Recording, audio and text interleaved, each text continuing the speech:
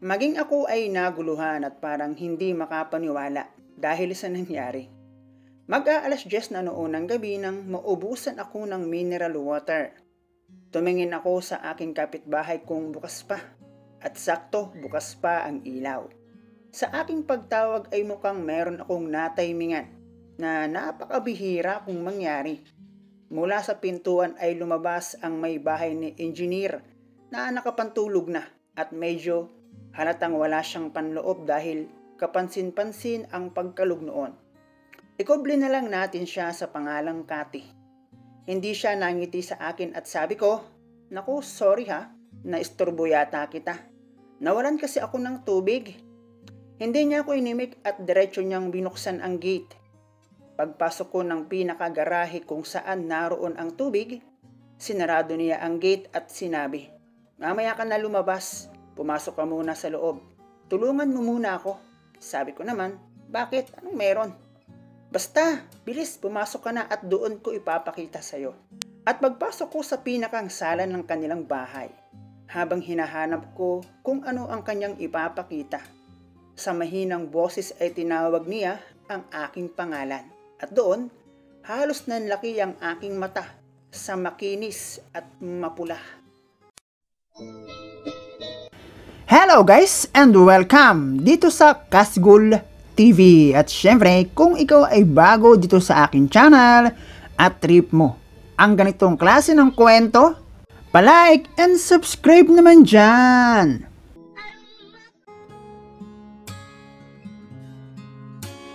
Hindi naman sa pagyayabang, bago ako umalis ng Pinas para maghanap ng mas malaking income, ay marami na rin ang bebot na dumaan sa aking buhay.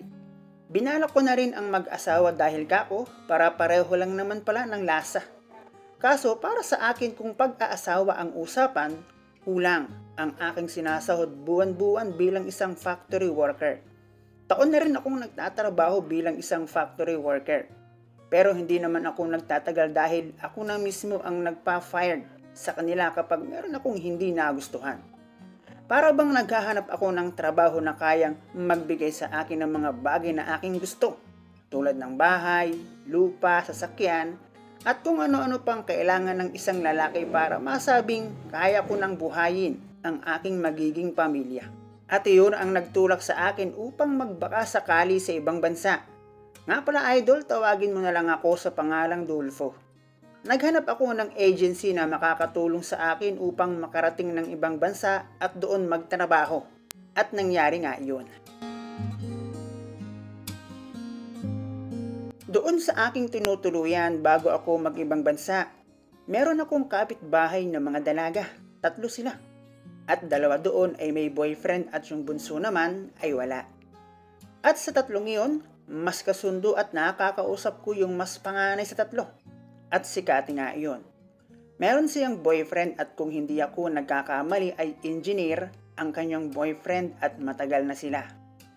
Kapag nakakakwentuhan ko si Cathy, madalas niyang reklamo sa akin ay ang long distance nilang relasyon ng kanyang boyfriend at ang tinatamad na siyang magtrabaho.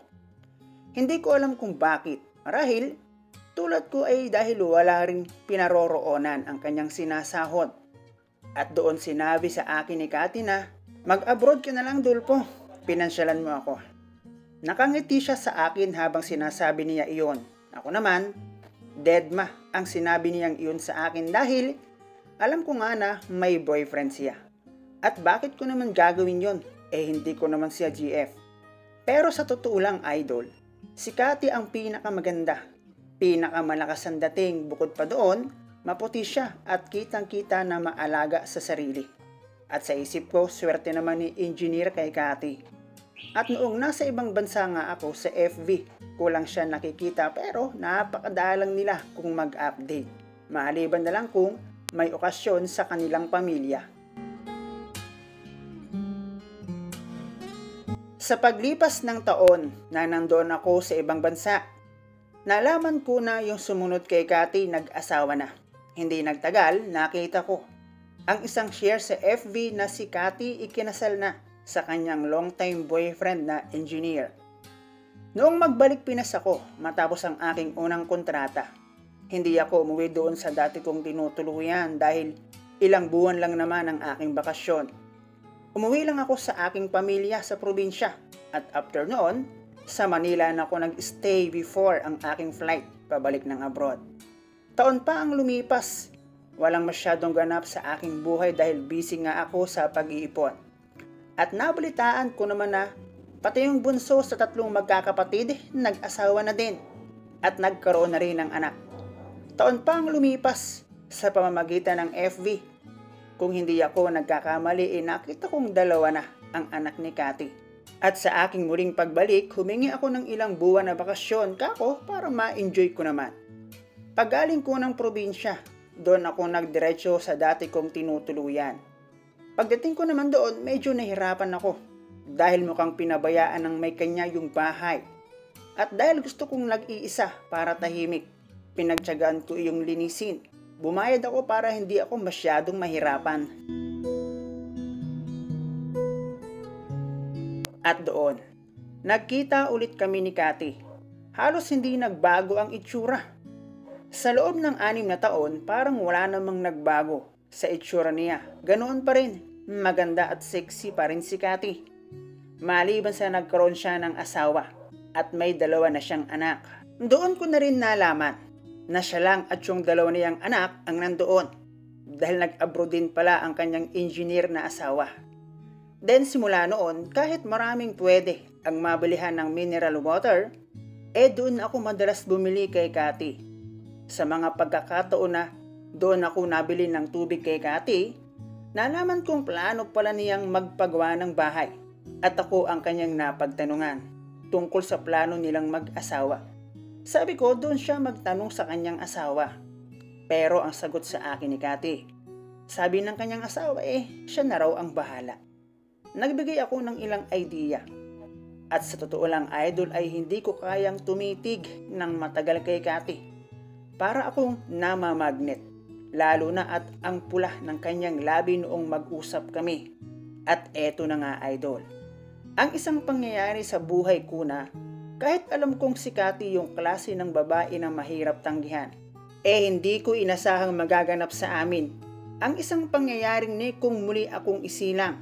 Hindi ko pinangarap dahil para sa akin langit siya, lupa ako. Bukod doon, tingin ko siya yung klase ng babae na may mataas na standard pagdating sa lalaki. Ang gabi na iyon, mag-aalas 10 ng gabi.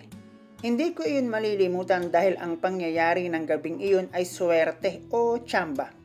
Mga pangyayaring bihira ika nga. Nawalan ako ng tubig at nagbaka sakali ako kina Cathy na bukas pa sila. Paglabas ko ng aking gate, may ilaw pa sa kanila. Bumalik ako upang kunin ang galon at pagtawag ko kay Cathy. Paglabas niya, doon pa lang swerte na Nakapangtulog siya at obvious na wala siyang panloob. Dahil hindi tulad ng iba na tinatakpan para hindi halata ang pagkalog. Hindi naimik si akin si Cathy at hindi rin nangiti. Kaya humingi ako ng pasensya, kako, nawalan ako ng tubig. Diretso niyang binuksan ang gate ng kanilang garahe at pagpasok ko, napansin kong isinara niya ang gate at sinabi niya sa akin na, mamaya ka na lumabas, pumasok ka muna sa loob, tulungan mo muna ako. Sabi ko naman, bakit? Anong meron? Gabi na. Sumagot si Cathy at sabi niya, pumasok ka na, bilis. Doon ko ipapakita sa'yo. Pumasok na lang ako at ang nasa isip ko, baka ako nagsimula na siyang magpagawa. Baka gusto niyang ipakita sa akin. Pagpasok ko ng pinakasala, wala naman akong nakita na ipinagbago sa loob ng bahay. Maliban sa laptop na nakapatong sa table at ang sala set na mayroong kumot. Matutulog ka na yata bigkas ko pa. Nagdiretso ako sa kusina, wala rin namang nagbago. At tinawag niya ako sa aking pangalan. Mahinang boses lang. Ayaw ko sanang lumingon dahil iba Iba yung naramdaman ko sa pagtawag niya sa aking pangalan. At dahil wala naman akong choice kundi ang lingunin si Cathy, napalunok-laway na lang ako at nasorpresa. Naglakad ako palabas ng pinto at hindi ko alam kung ano ang aking gagawin. Tanong ni Cathy, ayaw mo ba? Sagot ko naman, gusto. Isasara ko lang ang pinto, bukas eh. Grabe idol, kung sa rosas pa ay red petals at kung sa bukid naman, walang damo. Biyak na ang lupa at waiting na lang para taniman. Para akong sasabak sa first time interview, hindi ko alam kung paano ko sisimulan. Kahit pa sabihing alam ko kung paano at sanay naman ako, pero yung mga bagay at pagkakataon na talagang di mo expected, pakiramdam ko, out of nowhere ako idol. Siyempre dahil dalawang may buhay na ang dumaan sa may huwagang lagusan, Mrs. Wang Luna ang kanyang apelyedo. Hindi ko alam kung ano ang nangyayari sa loob ng bahay ni Cathy bago ako tumawag para bumili ng tubig. Naisip ko lang, baka nag-usap sila ng engineer niyang asawa at meron silang napag-usapan na naging dahilan ng pagkauhaw ni Cathy. Para namang hindi ko alam, marami rin naman akong kasama sa abroad na may mga asawa at alam ko na kung minsan, sa mabuting kamayan nila dinadaan ang pangangailangan. Hindi ko iyon gusto dahil syempre, nag-iibang bansa din ako. What if, diba? Na wag naman sana. Wala pa naman akong asawa. Bagamat hindi ko iyon gusto, may kung ilang beses din akong nag-attempt na tumawag ulit kay Cathy para bumili ng tubig ng ganoon ding oras. At least hindi ko itinuloy, diba? Pakiramdam ko kasi pwedeng maulit Dahil matapos iyon, kapag nagkikita kami, hindi naman niya ako iniiwasan na para bang walang nangyayari. Kung minsan nga nagtatanong pa siya sa akin kung ano raw ang aking ulam. Hindi man ako nakapagpigil, ay hindi ko na hinayaang pang maulit iyon. Lalo't wala namang atraso sa akin yung asawa ni Cathy. Inilagay ko na lang ang sitwasyon sa akin. What if ako yung engineer?